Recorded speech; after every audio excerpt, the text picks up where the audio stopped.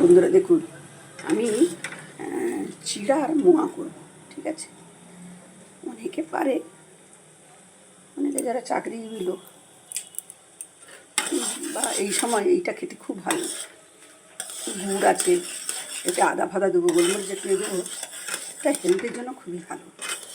এই ঠান্ডার দিনে একটু গুড় জাতীয় জিনিস খাওয়াটা এবং আদা টাদা দিয়ে খাওয়া একটা এদের কাজ করবে। এটাকে দেখুন পাক হয়ে এসছে। এই চিটটা এইটা দেখবেন, আর একটু নেবে, আর একটু নিলে হয়ে যাবে, আর একটু নিলে।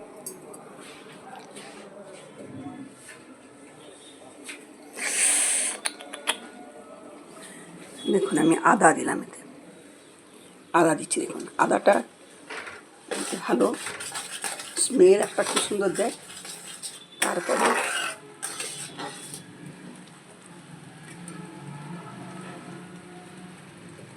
আর একটু নিন, আর একটু হোক, তারপরে আমি দেখাচ্ছি। দেখুন এবারে এটা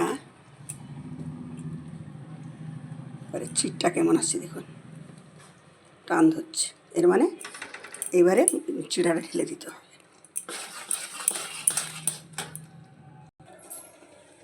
এবারে দেখুন, এবারে চিটটা হয়ে গেছে। এবারে আমি এটা ভাজা চিড়াটা ঢেলে দিচ্ছি, ঠিক আছে। ঢেলে দিয়ে এটাকে মিক্স করতে হবে। আর একটু রয়েছে, সেটাকে আমি ঢেলে দেবো। ঢেলে দিয়ে এটাকে মিক্স করবো, তারপরে নাড়ুতে পরিণত হবে। দেখুন এইভাবে হয়ে গেছে। এবারে এটাকে গোলা করা হবে।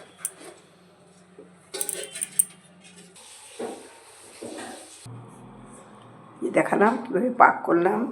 আদা দিলাম, তারপরে গুড় দিলাম, আদা দিলাম, আদা কীভাবে পাক করলাম। এইভাবে তার হবে দেখে, তারটা দেখে করবেন। তবু আমার আরেকটু তার হলে ভালো হতো, করবেন। তারপরে এরকম নাড়ুটা বানাবেন, তারপরে দিয়ে ভালো করে মিক্স করবেন, চালাবেন, এরকম করে চালাবেন। দেখুন এখন আমার দেখিয়েছি, মিক্স করবেন, চালাবেন, বারবার করে চালিয়ে চালিয়ে এইভাবে হয়ে গেলে গোলা করে করে হাতে গোলা করতে করতে এইভাবে গোলা হয়ে যাবে।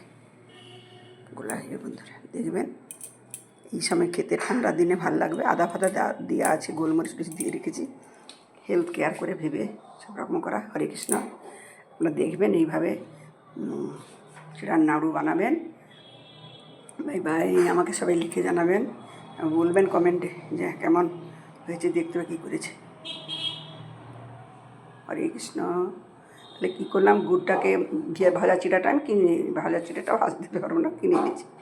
গুড়টা করলাম, জাল দিলাম, যেইভাবে তার হয়ে গেল গুড়টা, আদা ফাদা দিয়ে দিলাম, ওদের গোলমরিচ দিয়ে দিলাম গুঁড়ো করে।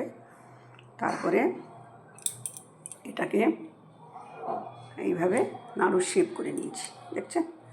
হরে কৃষ্ণ। বাবাই। দেখুন, খান, আমার কমেন্ট করে জানান, বানিয়ে খান এবং